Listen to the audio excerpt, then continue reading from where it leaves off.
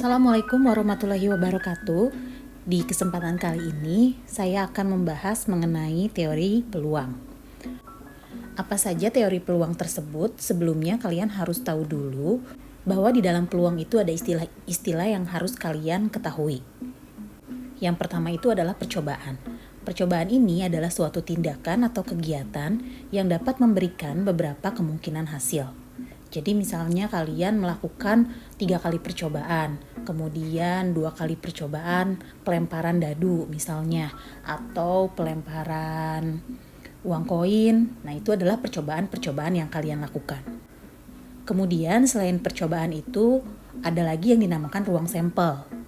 Ruang sampel itu sendiri adalah himpunan semua hasil yang mungkin dari suatu percobaan. Notasinya itu adalah S. Contohnya, misalnya kita punya pelemparan sebuah dadu, maka ruang sampelnya itu adalah 1, 2, 3, 4, 5, 6. Lalu hal selanjutnya yang harus kalian tahu adalah kejadian atau event. Kejadian atau event itu sendiri adalah suatu subhimpunan subset dari A dari ruang sampel S. Jadi kejadian itu adalah bagian kecil dari sebuah sampel. Misalnya seperti tadi, saya melempar sebuah dadu, ruang sampelnya 1-6, kemudian kejadiannya saya ingin melihat angka ganjil.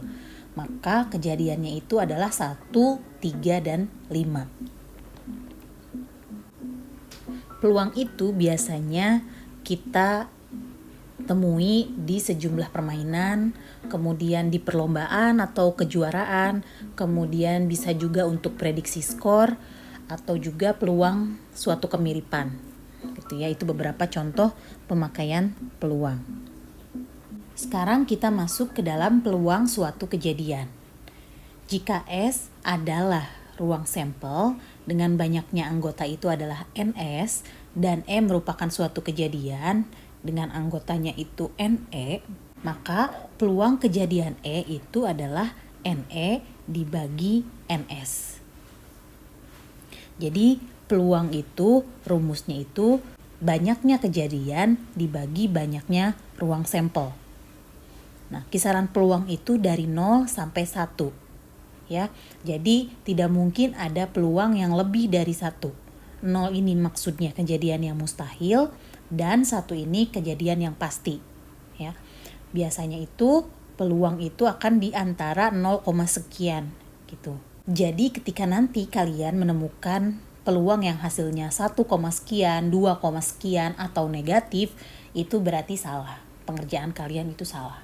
Karena peluang hanya di antara 0 dan 1. Kita akan melihat contoh yang pertama. Pada pelemparan sebuah dadu, tentukan peluang munculnya sisi berangka ganjil. Berarti caranya kalian harus tentukan dulu ruang sampelnya, kemudian tentukan kejadiannya. Oke, berarti ruang sampelnya saya tulis dengan S. S itu sama dengan 1, 2, 3, 4, 5, 6. Lalu selanjutnya yang ditanyakan adalah peluang sisi berangka ganjil. Misalnya saya mau sisi ganjil itu saya namai E. Ini sama yang namai E. Maka sisi ganjil itu sendiri adalah 1, 3, 5. Berarti yang ditanyakannya peluang E itu sama dengan NE dibagi NS. Banyaknya E ada berapa? Ada 3. Banyaknya S ada berapa? Ada 6. Maka ini sama dengan setengah. 0,5. Gitu ya.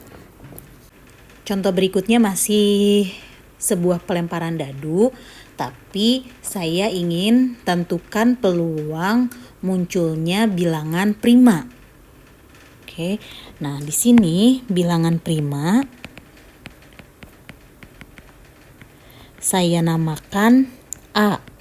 Berarti bilangan prima apa saja? 1, 2, 3, 5. Maka peluang A itu sama dengan NA dibagi NS. Ini sama dengan 4/6 sama dengan 2/3. Contoh selanjutnya, misalnya saya punya dalam kantong ini ada 10 koin yang terdiri dari 500 itu 2 biji, 1000 ada 4 biji, 200 ada 2 biji, 100 ada 2 biji. Kemudian yang ingin saya tanyakan adalah peluang mendapatkan uang 1000 dalam satu kali pengambilan. Dari soal cerita tersebut kalian tulis dulu S-nya. S-nya itu adalah ruang sampelnya ada berapa. Tadi ada 10 koin, berarti ruang sampelnya itu ada 10. NS-nya ya 10. Oke, berarti sekarang mendapatkan uang 1000. Uang 1000 saya misalkan menjadi A. Berarti yang ada uang 1000 itu ada 4 katanya. Berarti NA-nya itu adalah 4. Maka peluang A itu sama dengan NA dibagi NS. Ini sama dengan 4 dibagi 10. Sama dengan 2/5 atau 0,4. Itu tadi adalah beberapa contoh bagaimana caranya kita mendapatkan sebuah peluang. Istilah-istilah lainnya saya akan bahas di video selanjutnya. Assalamualaikum.